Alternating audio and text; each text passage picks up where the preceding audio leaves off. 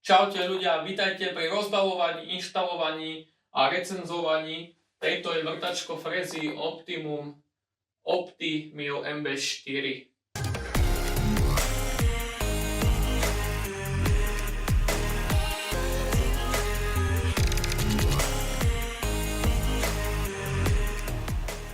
Túto vrtačku som si zakúpil až z Čiech u Karasa. Tam mali opäť najlepšiu cenu, ako aj na pásovú pilu Pillows, ktorú som tiež kupoval. Môžete tiež pozrieť video. Najväčšie obavy som mal proste z dopravy, že mi to vlastne doveze nejaký veľký nákladek kamión a nebudem to mať ako zložiť. A hneď som proste dotazoval na Karasa, že či mi to bude vlastne dopravené a hneď za pár hodín som mal telefonát, že mi zmenili dopravu na nákladné auto s plošinou, tak proste normálne prišiel typek, s plošinou mi to zložil, s paleťakom mi to presne hodil do oddelenia a išiel preč, čo bolo úplne vynikajúce, čo proste cením.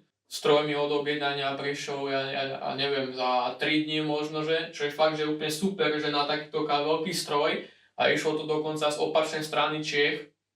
Povieme si niečo o ER-kových klieštinových upínačoch, budeme montovať zverak, túto vaničku, také dá sa povedať, že vylepšenie. Budeme vyrábať aj tento stôl pod túto vrtačku, ktorý je na kolieskach s miestami na štelovanie vodováhy, pretože toto je miesto, kde bude ten stroj parkovať a vždycky, keď ho budem používať, tak si ho vždycky vyťahnem dopredu sem. Taktiež si povieme niečo o elektronike v tomto stroji a ukážeme si aj nejakú takú základnú presnosť tohoto stroja. Z tejto druhej strany sa nachádza normálne kontrolný protokol, záručný list, tu je ešte, že bol první Hanac, to bude pravdepodobne asi nejaký český distribútor.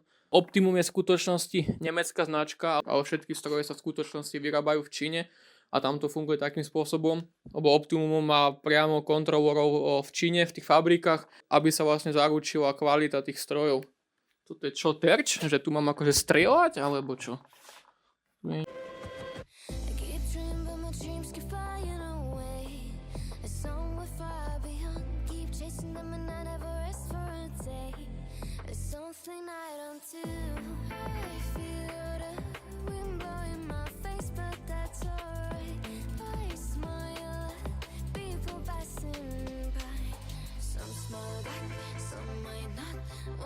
Looking for a shade when it's hot, I've been low key and I'm trying to stop.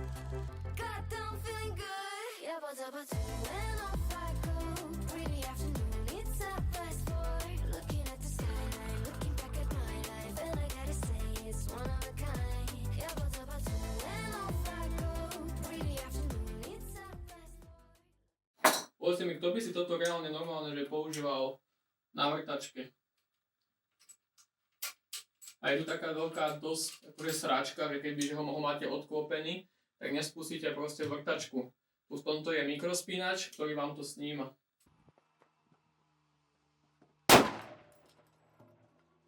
Ten ochranný kryt je naozaj že ochranný. Tráva nikde. A kryt dostal pokope, akože čože? Ty kokšo. A na ten ochranný kryt. No tak to je naozaj že ochranný kryt, dívaj sa. Tuto buchla a nič sa tu nestalo. Nachádza ešte nejaká krabička, ktoré sa nám nachádzajú tieto kolesa, práve ľavé a toto predné, ktoré vyzerajú takto. Je to nejaká pevná liatina, ťažké to je dosť. Tuto napravo sa nachádza nejaký manuál, ktorý nepotrebujem. A tuto máte takýto toolbox. Celkom to je široké. Kusu, z ktorú som dostal asi taký 3/4 z toho. Máme tu nejakú takúto fľašičku. Pravdepodobne to je nachystané asi na nejaký olej na primazávanie vrtaku. Toto je tiež ďalšia super vec. Sú tu dve skrutky do týchto drážok. Máme tu 10 impulsák, neviem na čo. Nejaký čínsky vidlicový kľúč 1922. Toto je čo? Toto máte redukciu, tuším. Vyzerá to ako z MK4 na MK3. Redukcia. Vo vnútri je vybíjací klín, ktorý by mal byť údajne kalený.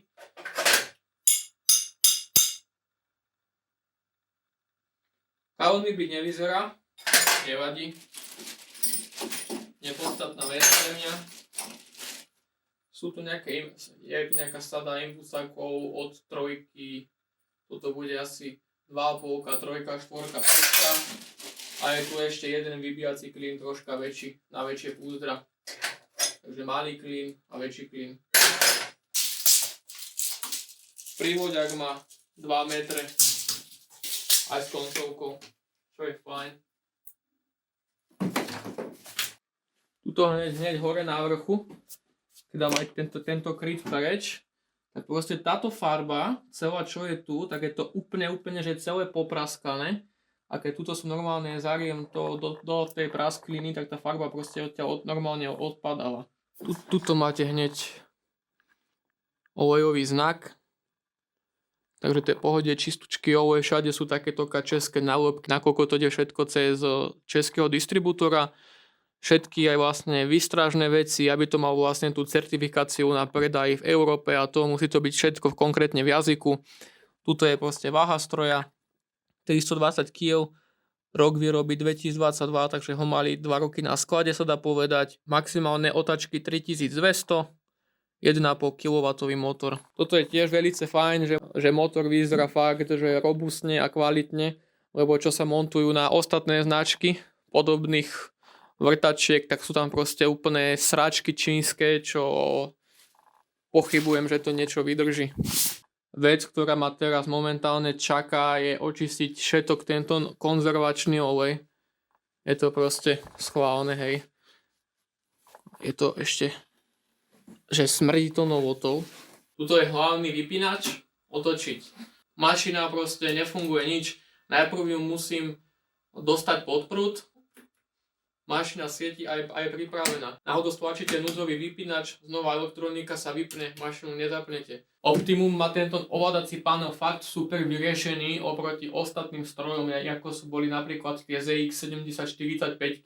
Lebo to vlastne v Číne funguje takým štýlom, že sú, dajme tomu, 3 fabriky, ktoré vyrábajú takéto vrtačky a sú rôzni predajcovia po svete, ktorí si proste diktujú svoj dizajn, svoje podmienky, ako má ten stroj vyzerať a takéto veci. A tí Číňania im to podľa toho vlastne vyrábajú. A Optimum z týchto vrtačiek by som povedal, že je asi taký najkvalitnejší aj zo skúseností a už iba aj z toho pohľadu na spracovanie týchto strojov. Osobne som sa bol pozrieť aj na stroje značky Cormac ZX 7045, ten stroj vyzeral totálne hrozne. Proste aj to lakovanie, aj tá kvalita toho opracovania, úplne totálna katastrofa. Tu mám pravé otačky, vypnúť ľavé otačky. Stroj ide fakt, že veľmi ticho. Keď si ho porovnám aj s tým Cormacom, čo je vlastne akoby ten poľský distribútor, čo si tiež nakupujú tie stroje v Číne, tak ten stroj bol úplne totálne hlučný oproti tomuto. Je tu to síce napísané na túto štítku, že L-ko, R-ko, čiže proste chujovina, že by ste to normálne brali akože práve ľavé otačky, ale tu sú k tomu obrázky. Toto znamená ako keby v podstate úplne klasické, normálne vrtanie, frezovanie, čo len chcete. Keď dám toto, stroj mi fungovať nebude. Toto neviem, na čo tu je táto poloha.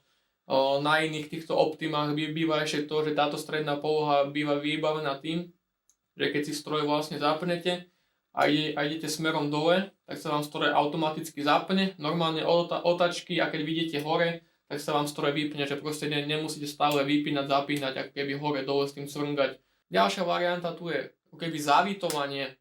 Keď robíte proste veľa závitov, aby ste nemuseli stále vypínať včas a báť sa, že proste zlomíte závitník.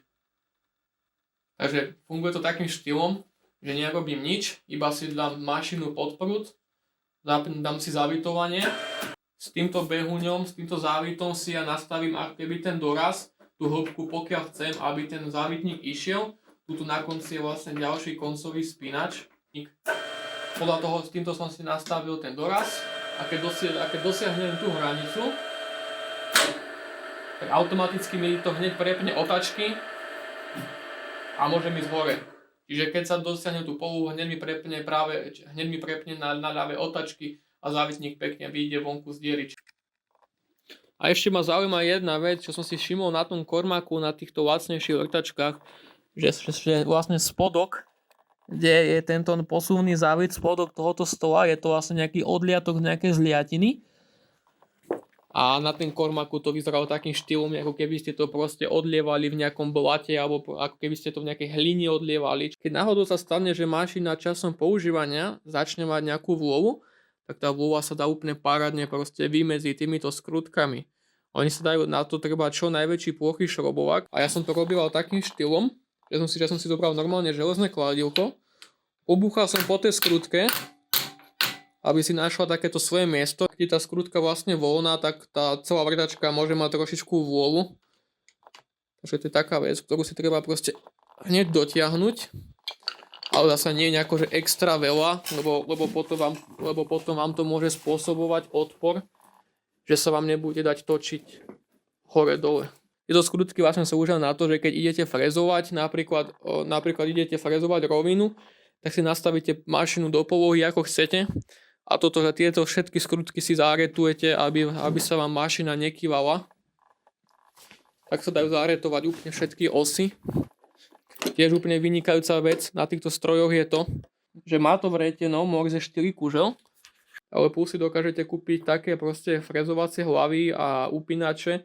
Tu sa nachádza v tom normálne závit a s tým si vlastne dotiahnete ten upínač alebo nejaký ten trn s týmto závitom, aby vám pri vibráciách nevypadnul zvonku vretena, čo je úplne že skvelá, brutálna vec.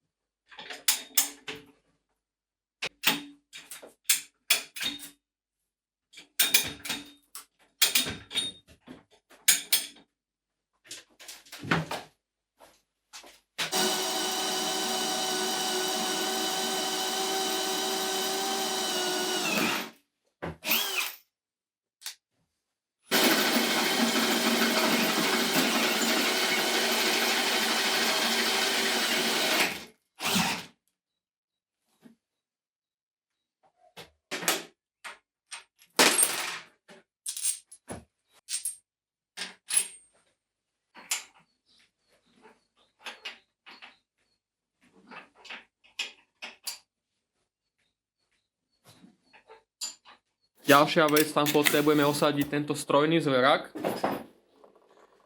Semka som si už pripravil hodinky. Takže prvá úloha, riadne toto vyčistiť. To si dám dopredu.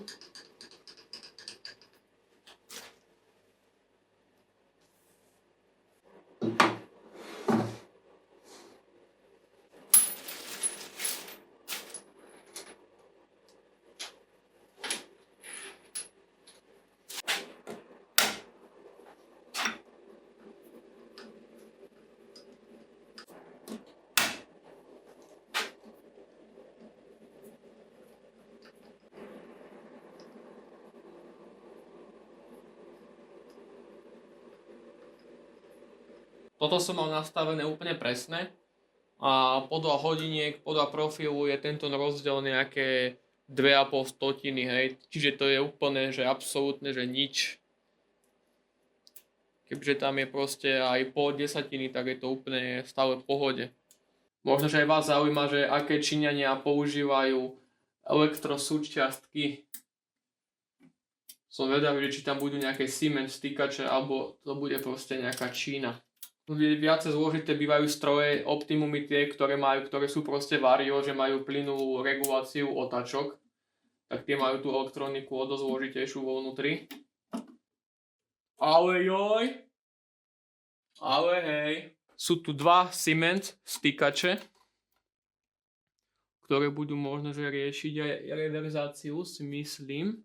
Tuto je motorový spúšťač, vlastne to znamená to, že kebyže vám vypadne jedna fáza alebo niečo, tak sa vám to proste vypne, aby vám nezničilo motor. Tuto dole máme nejaké tráfo.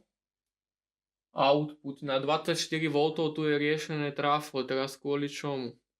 Ale akože veľmi ma zaujíma, že týchto 24V, že kam to smeruje. Tuto ide zo stykača jeden kábel, druhý kábel ide semka z napájania. Neviem, či som to našiel správne, ale vyzerá to tak, že toto 24V tráfo ide do tohoto relátka.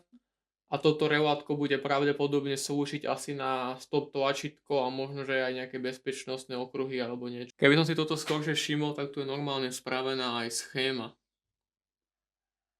Hej, tu je K1, to bude vlastne piče. Že tu dodrbujem tie káble a môžem sa ísť potom pásť. Jedna z vecí, prečo som si túto vrtačku vybral a dá sa povedať, že aj potreboval, že si môžem túto celú strojnú časť naklapať tuším až do 45 stupňov.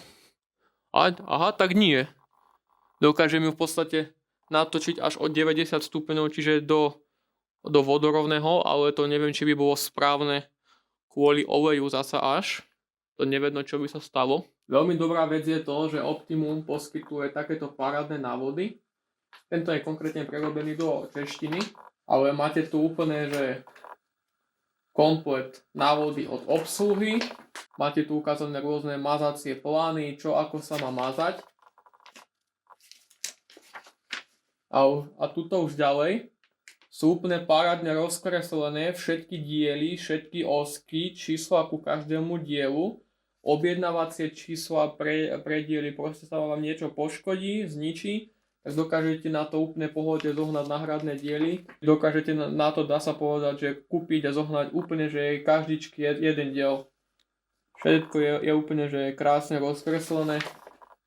A tiež vec, ktorá mi pomohla, sú tu proste rozmery stroja a sú tu presne rozmery kotviacich otvorov v rozteče dier, čiže to je úplne super, čiže si dokážete predom pripraviť ten stôl. A hneď si ideme otestovať vrtanie nejakých nerezových platničiek. Mám ich tu celkom kopu. Toto nie je úplne všetko, čo tu mám. To je iba na ukážku. Vrtať budeme 10 dieru. Takže zatiahneme.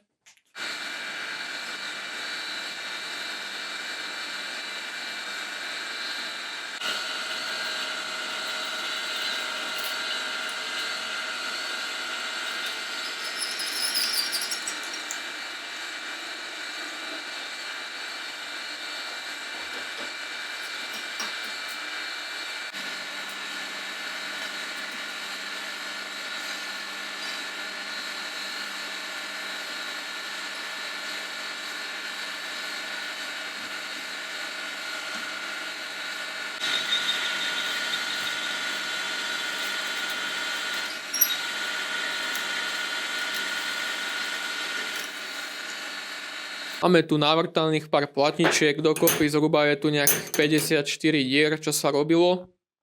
Išlo to akože pomerne pekne, akurát dosť veľký problém je stále to odtekanie tej emúzie. Tento stôl na emúziu je, dá sa povedať, že dosť nevyhovujúci, pretože stačí, že tá emúzia proste tečie tuto, po tomto, a ono to teče proste až úplne po tom konci. Tak tu bola normálne po zemi, že potopa. Som tu podkladal všade kyble a to bolo to akože strach a hrôza.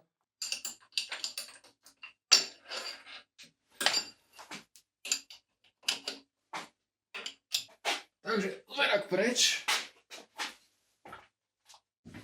Hore návrh príde takáto parádna vanička.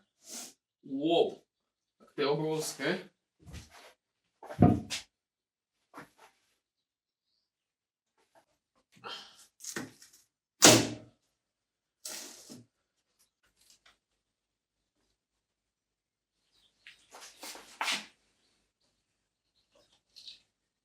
Žúrky úspešne navrtané.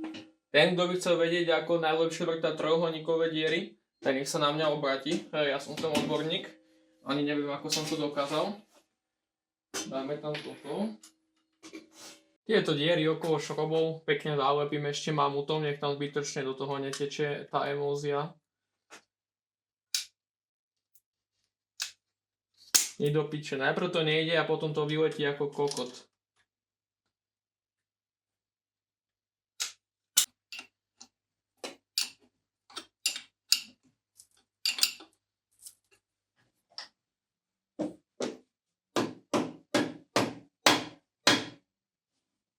Presnosť vyzerá asi nejako takto nastavená.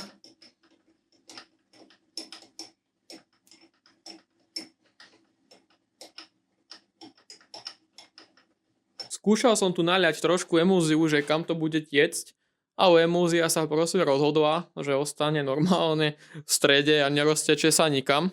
Tuto som si spravil hneď jednu odtokovú dieru. Hadica, ktorá bola tu, tak som ju vlastne iba premiestnil tuto dole na tento spodok. Z AliExpressu som objednal takýto klieštinový upínač na ER32 klieštiny. Toto je presne na tú skrutku, ako som spomínal v tom vretene. Toto vrazím dovnútra. Záprve mi to prichytí kužel a touto skrutkou z vrchu ja to celé pritiahnem a ani pri tých najväčších vibráciách sa to nemá šancu povoliť. Tento upínač ma vyšiel zhruba na nejakých 25 €, čo je úplne akože si myslím z Číny, že super cena a na obale tam bola, že garantovaná presnosť na 5000, čomu sa mi síce ale nechce veriť, ale aj keby, že to je proste 500, tak je to brutálne dobrá presnosť. Kebyže chcete takýto upínač kúpiť tu u nás, tak dáte zaň kľudne niečo možno, že okolo nejakých 60 €, čo fakt, že nie je málo, keď to je možno aj nejaká 3-4-násobná cena. Tieto klieštiny, ja som si ich kúpil od priemeru 3 mm až po 18 mm. Najväčšiu klieštinu s označením ER32 je 20 mm, ale ja som si proste kúpil iba 18, lebo to mi úplne stačí, kebyže náhodou tam potrebujem dať do toho nejakú 18 frézu, ktorá je taká, dá sa povedať, že dosť častá. A keď ja dávam náhodou, že nejaký väčší vrták, tak proste mám po väčšine vrtáky iba so stočenou stopkou. Takže to mi je úplne potom jedno. Jedna klieština ma v priemere vyšla možno, že na nejakých 3,50 €. Niektorá klieština stála proste, že 2,30 €, niektorá stála 4,50 €. Takže ten priemer bol zhruba nejakých tých 3,50 cca orientačne. Tento kľúč sa používa na dotiahnutie tej klieštiny. Tento samotný kľúč stál nejakých zhruba 5 €, čo si myslím, že je celkom dosť na kúsoček kovu s obalenou ručkou. Kebyže náhodou chce niekto proste lacnejšie riešenie, že o trošička lacnejší upínač a nepotrebuje upínať nejaké väčšie priemery, tak mu postačí kľudne aj upínač a klieštiny ER25 alebo ER20. ER25 sú do nejakých tuším 16 mm a ER20 sú do 13 mm. Čiže skoro to je ostupňované po nejaké 3 mm, lebo potom sú tie klieštiny aj o dosť menšie a tým pádom môžete aj ušetriť miesto. Ono to síce príde pobalené v takýchto chaotických krabičkách, je to akože dosť nepraktické. Ja mám potom v pláne na CNCčku si vyrobiť taký originál držiak na tie klieštiny, kde budú proste diery a tam budú presne zapasované do toho. Nech ich mám proste presne v poruke, lebo na každej klieštine túto z vrchu je označenie. Napríklad mám 7, tak to mám zhruba že 6 až 7 mm. Kúpim si napríklad klieštinu 4, tá je 3 až 4 mm, čiže môžem do nej upnúť údajne 3 až 4 mm, ale je to celkom kravina, lebo tá klieština je potom strašne moc, že zovretá. Tak keď mám 4 klieštinu, tak ja osobne by som odporúčal do nej upínať tak vrták, tak maximálne nejakú 3,5 až 4,1 možno, alebo 4,2, to neviem, či sa tam do toho presne vobchá, to už bude možno, že aj moc. Či sa tam do toho vojde. Dáme si 10 klieštinu do matice. Ten vrták 10,2 som tam do toho vobchal ešte, ale už to je tak, že fakt, že dosť natesno. Akože dá sa. Jak sa náhodou v niečom mýlim, tak ma opravte, ale takto som to robila väčšinou vždy. Napríklad tu mám nahodenú klieštinu 10 až 9.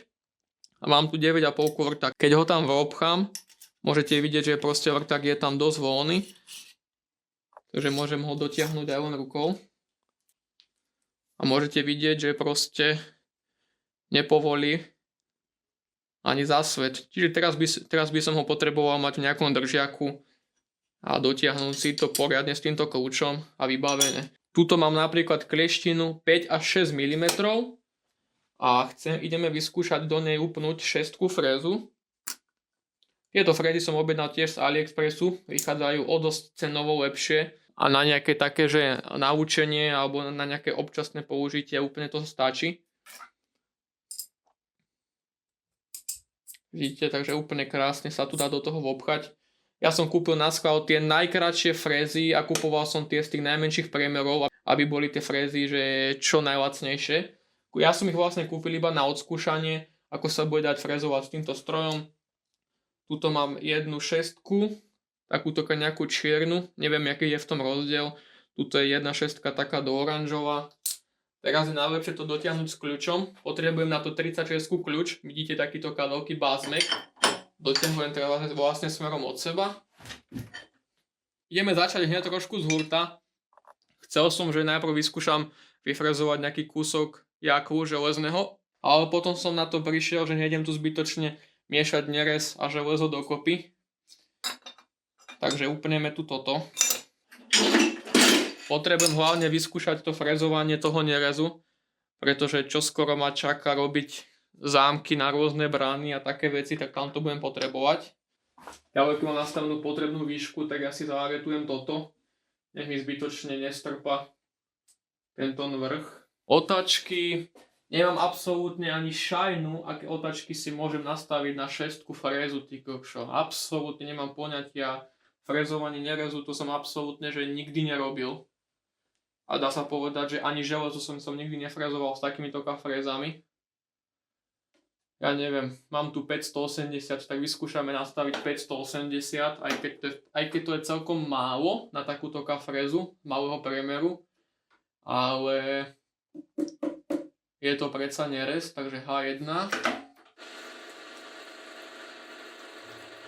Už som dotknutý.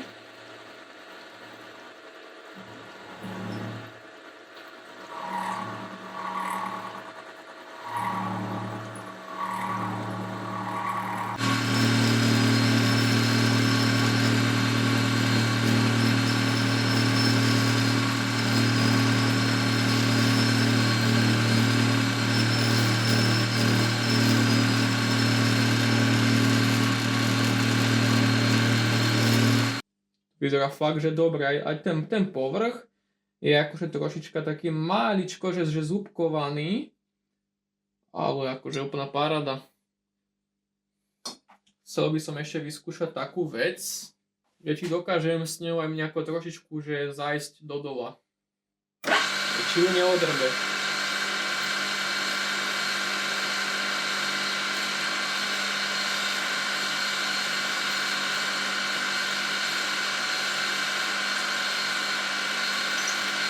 Ale joj, pozerajte na to.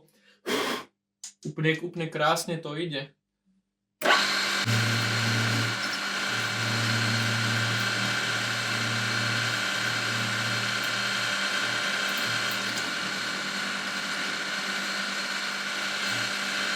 Na tých 360 otačkách to ide tiež, ale mám pocit, ako keby to proste hryzlo. Nejde to úplne pekne. A teraz tam vyskúšam hodiť ešte vyššie od otačky. Mám tu potom 1000 otačok, takže dáme H2. Teraz tam máme nastavených 1000 otáčok a ideme to vyskúšať.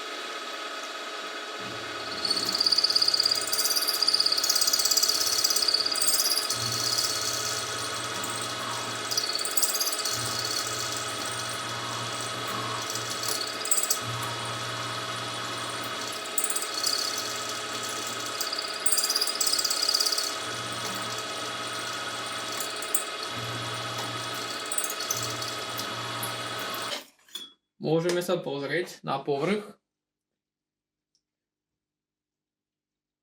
Pri otačkách 1000 je ten povrch opracovania, dá sa povedať, že o dosť krajší, ale mal som pocit, že to nefrezuje úplne tak pekne, že to neberie tak úplne pekne triesku. Takže budem rád za rady do komentára, že aké otačky tam nastavujete vy na frezovanie pri nerezi. Tu si ukážeme nejakú takú základnú presnosť kleštiny zvonku, čo je, dá sa povedať, že nepodstatná vec. Vonku to nemusí byť absolútne, že nemusí byť presné. sa to pohne iba o 1/100. Jediná podstatná presnosť je vo vnútri samotného upínača, ktorú si môžeme hneď pozrieť. Pozerajte na to. Tá ručička sa proste nepohne ani 1/100, takže naozaj tam môže byť dodržaných až tých 5000, ako uvádza Číňan na tom obale. Môžem ho dať trošičku ešte inak.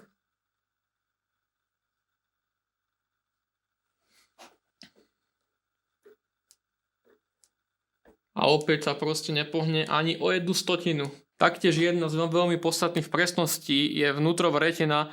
To bohužiaľ nedokážem s týmto pídním meračom zmerať, lebo tu je na spodku výrez. Ale keď si zmeráme tú jednu polovičku, zhruba taktoka začína. A teraz sa môžete pozerať, že sa to proste nepohne ani kúsoček.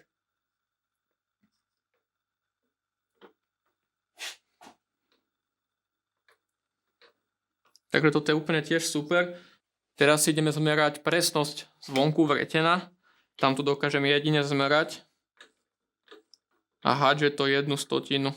Zhruba 1,5 podľa hodiniek. Ale to je proste vonkajšia presnosť, ktorá nemusí byť absolútne presná a dôležitá je vo vnútri ten kužel. Takže toto bolo z tohoto videa všetko. Ak máte nejaké otázky alebo niečo, čo by ste chceli vedieť o tomto stroji, tak napíšte do komentárov a môžeme potom normálne spraviť kľudne part 2 a vyskúšame si všetky tie veci, ktoré ste dodatočne chceli vy vedieť. Takže toto bolo z tohto videa všetko. Dúfam, že sa vám to video páčilo. Ak áno, zanechávajte lajky a hoďte odber dole pod video.